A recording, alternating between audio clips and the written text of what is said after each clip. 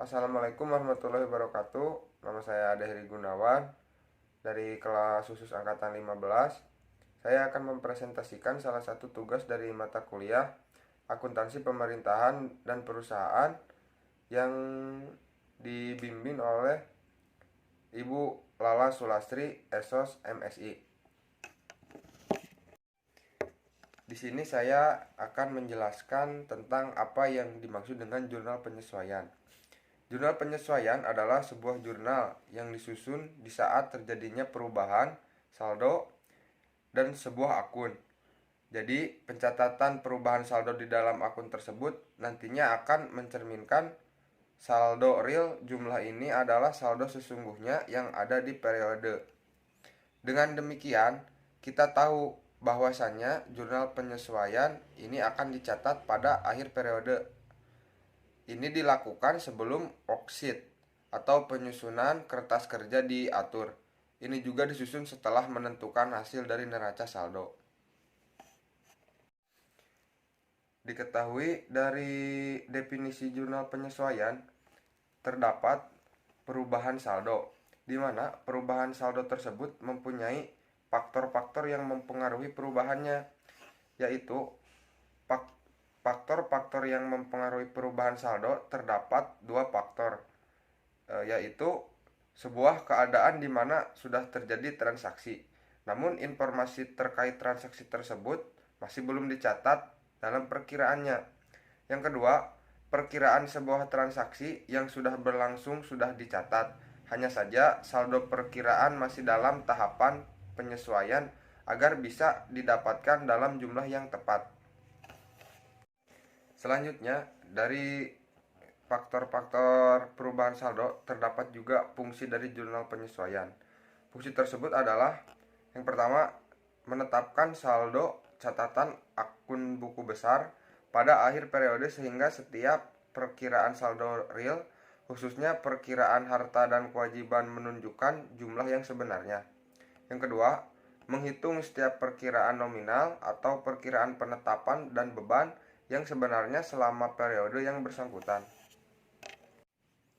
Selanjutnya, saya akan membahas tentang jenis transaksi jurnal penyesuaian. Jenis transaksi jurnal penyesuaian ada 3, yaitu akrual, 2 pembayaran di muka, yang ketiga adalah non tunai. Yang pertama adalah akrual. Akrual ada 2 jenis transaksi, yaitu yang pertama biaya yang harus dibayar, yang kedua pendapatan yang masih harus diterima.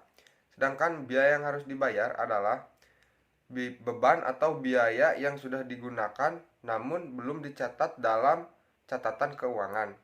Yang kedua yaitu pendapatan yang masih harus diterima. Pendapatan yang masih harus diterima adalah pendapatan yang sudah dicatat tapi belum diterima uangnya.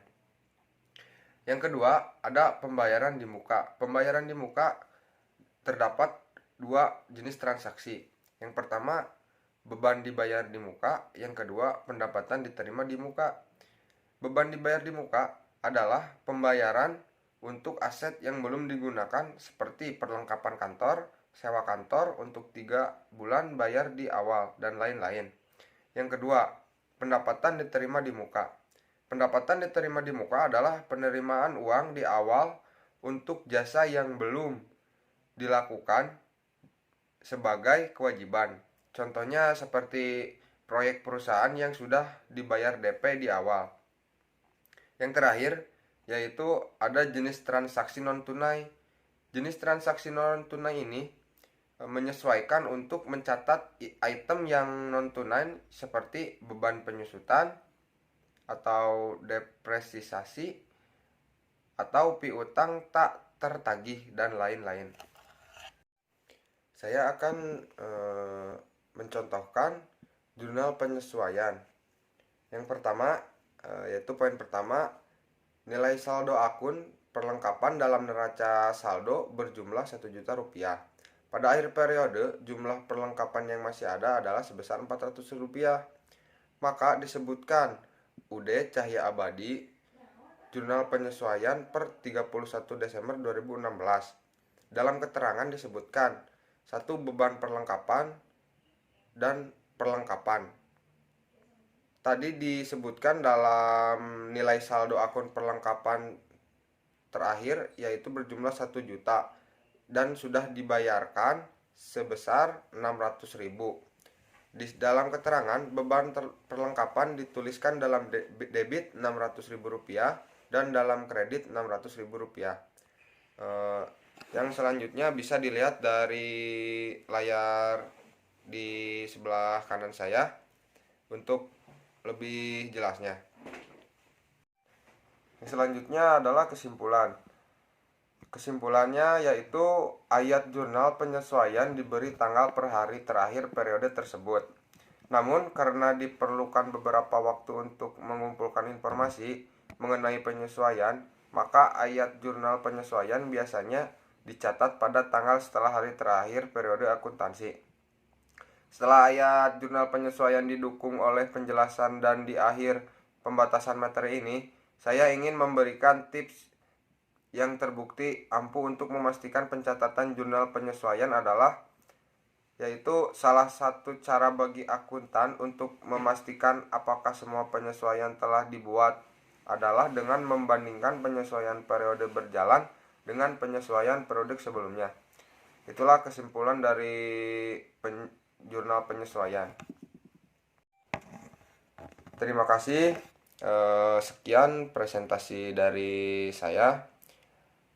Mohon maaf apabila masih banyak kekurangan. Wabillahi taufiq wal hidayah. Wassalamualaikum warahmatullahi wabarakatuh.